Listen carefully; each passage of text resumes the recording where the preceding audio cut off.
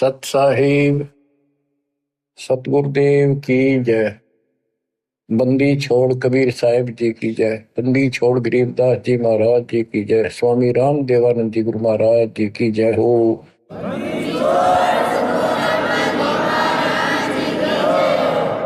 सर्व संतों की जय, सर्व भक्तों की जय, धर्मी पुरुषों की जय। श्री काशी धाम की जय, श्री सुडानी धाम की जय, श्री क्रोथा धाम की जय, श्री बरवाड़ा धाम की जय। सत साहिब।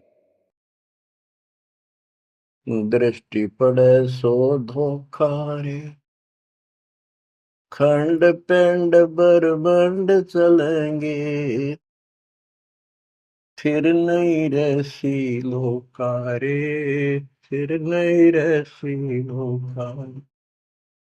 गरीबदास जी वाणी लिखवाया करते थे। आंखों में हंसुआ बालक के आंसू जल क्या करते थे। देख के ताकि फंस गए हम, और वो देख चुके थे ऊपर के सुख को और सतलोक और मालिक को कति निकट से देख चुके थे।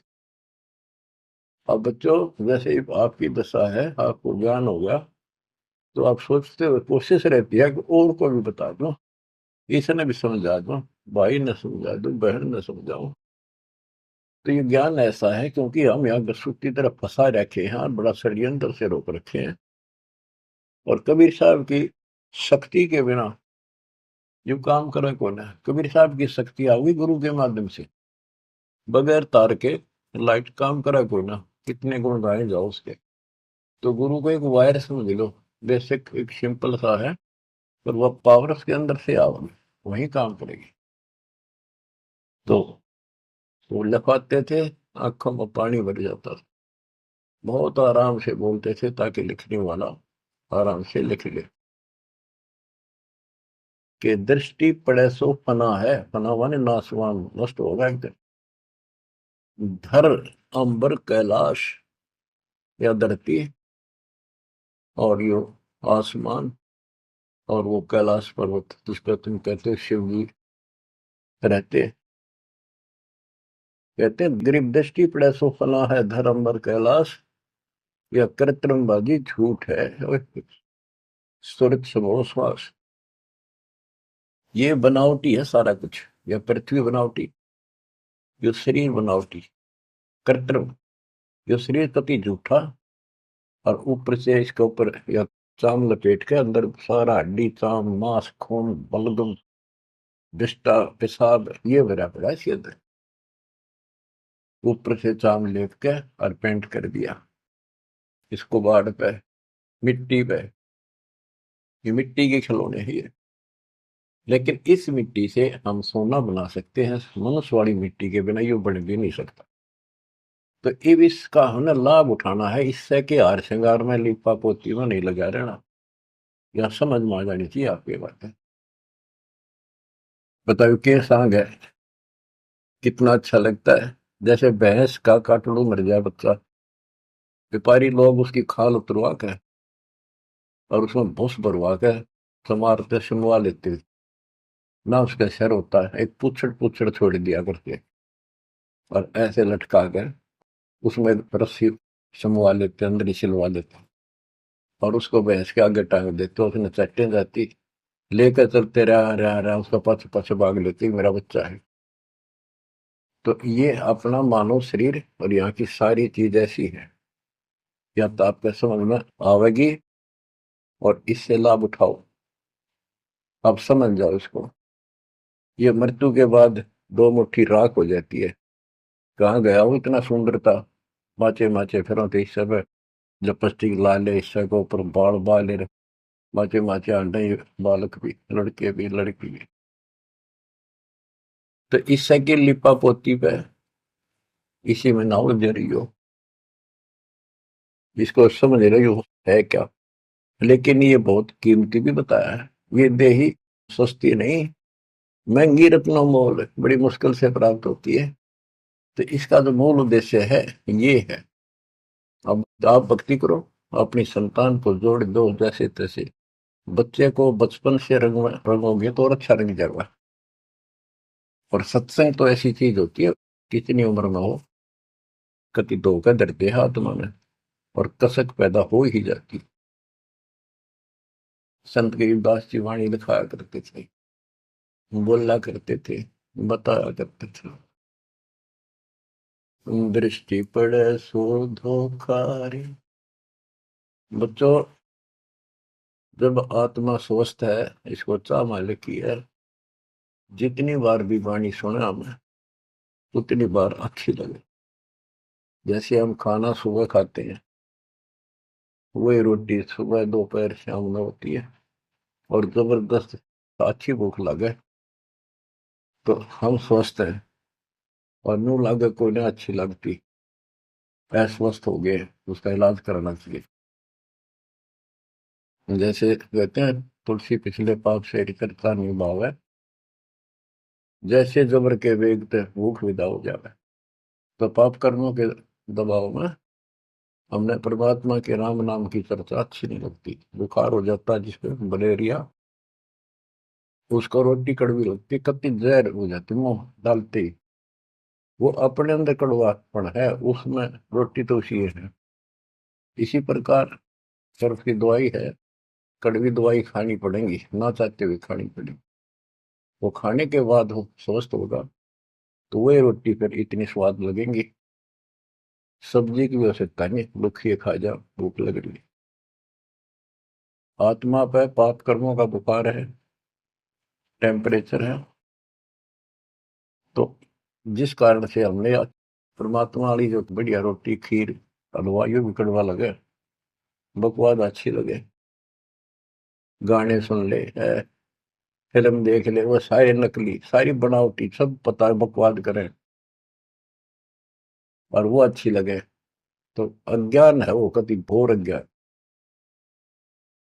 तो जितनी बार भी आपको कोई दिक्कत महसूस होती है, तो आप दिक्कत आ गई, कोई कर्म पाप आस पास है, उसके लिए भक्ति करो, अवश्य सत्संग सुनते रहो। इसी से धीरे धीरे आत्मा एकदम फिर से स्वस्थ हो जाती है। इसका ट्रीटमेंट यही है। दृष्टि पड़े सो धोखा रे, खंड पिंड ब्रह्मांड चलेंगे, फिर नहीं रहसी लोकारे, ये थिर नहीं रहसी लोका। रजगुण ब्रह्मा तम गुण शंकर, सतगुण विष्णु कहावरे, चौथे पद का पेद नियारा, कोई बिरला साधु पावरे। बच्चों, गीता अध्याय 7 श्लोक 12 13 15 तक ये बताया है, रजगुण तमगुण और सतगुण से जो हो रहा है उसका निमित्त मैं हूं, काल कहते, जो गीता बोल रहा है ब्रह्म। जैसे रजगुण ब्रह्मा है, सतगुण विष्णु है, तमगुण शिव जी। ये सूक्ष्म भेद में तो गरीबदास जी ने पहले क्लियर कर रखा था। आज आपको पुराणों से भी और सब जगह से सिद्ध करना पड़ा कि रजगुण कहो चाहे ब्रह्मा कहो, सतगुण कहो चाहे विष्णु कहो, तमगुण कहो चाहे शंकर कहो, एक ही बात है। ये तीनों देवता है, यही तीनों गुण है। तीनों देवताओं के द्वारा उत्पत्ति, स्थिति और संहार, मृत्यु, ये जो हो रहा है ये काल के लिए है। 1 लाख इसमें मानव शरीरधारी प्राणियों को खाने का श्राप लग गया है। अगर इसको श्राप ना लगता तो मनुष्य जीवन भी नहीं देता अपने को। मनुष्य जीवन में भी हम अपने भगवान के घर जा सकते हैं, उसको पहचान सकते हैं। तो बच्चों, गरीबदास जी ने वही 300 वर्ष पहले बताया था, रजगुण ब्रह्मा तम गुण शंकर, सतगुण विष्णु कहावरे, चौथे पद का भेद निहारा, कोई बिरला साधु पावरी।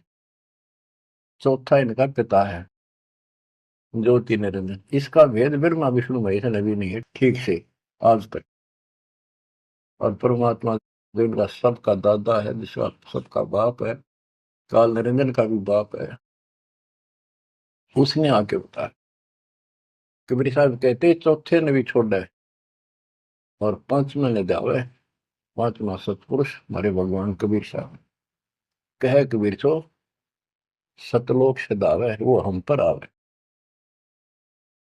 रग यजु है साम अथर्व ये चारों वेद चित भंगी रे सूक्ष्म वेद वाचे साहिब का सोहन सासत संगीर। सूक्ष्म वेद वाचे साहिब का सोहन सासत संगीर। गरीबदास जी कहते हैं चार वेद और ये पुराण 18 यो एक उज्जड़ घेरा है, इनके आधार से कोई राहत नहीं मिलनी, कोई मोक्ष नहीं होना। तो गरीबदास जी कहते हैं ये भ्रमित ज्ञान से युक्त है, इनमें यथार्थ ज्ञान नहीं है, काल तक के इस घेरे का ज्ञान है।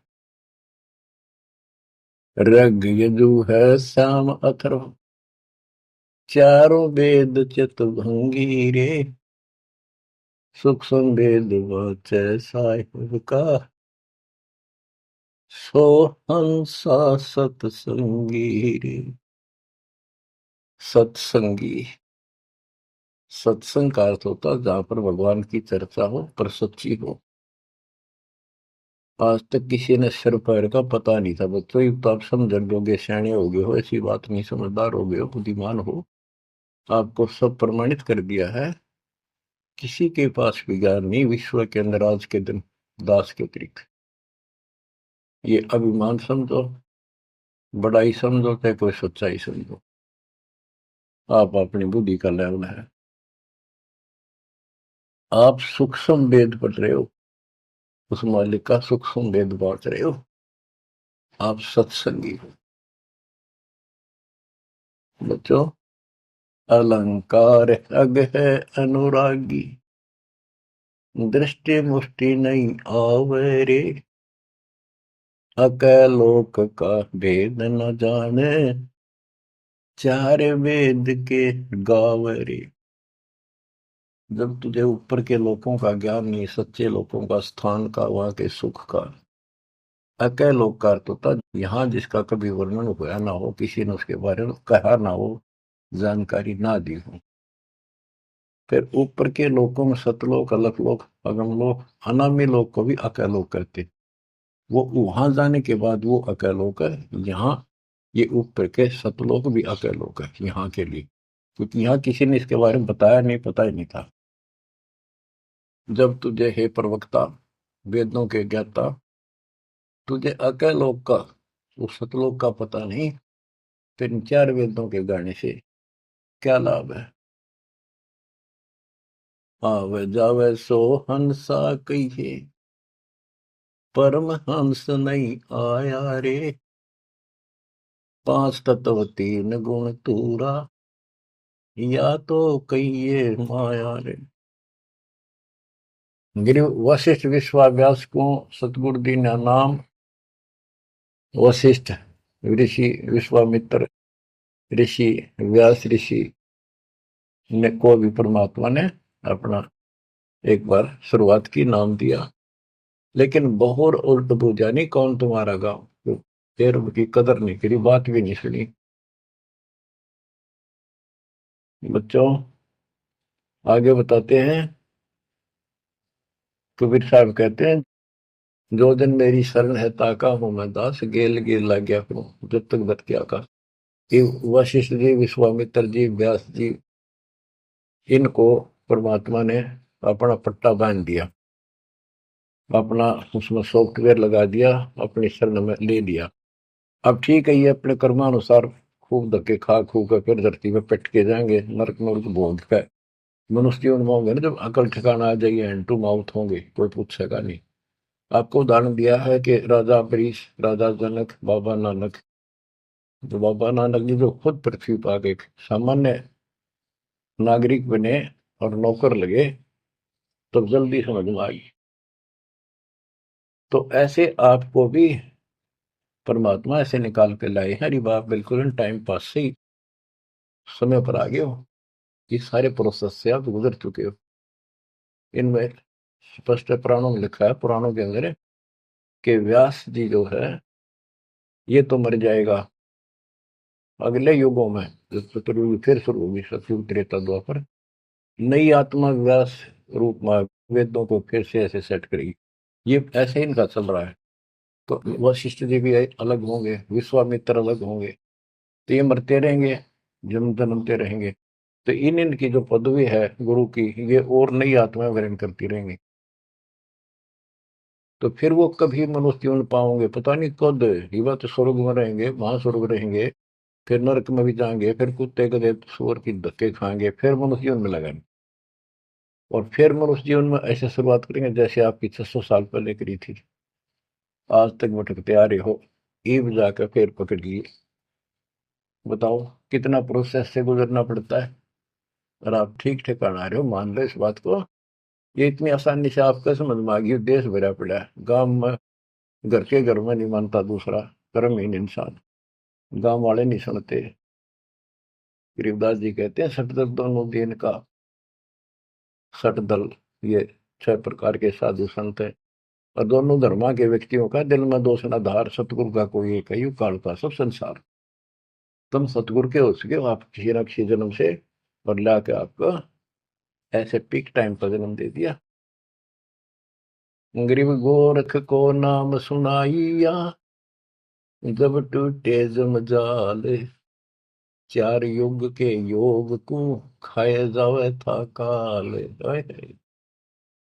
गोरखनाथ सिद्धि में बुला, और टूणे टामण हंडे खुला।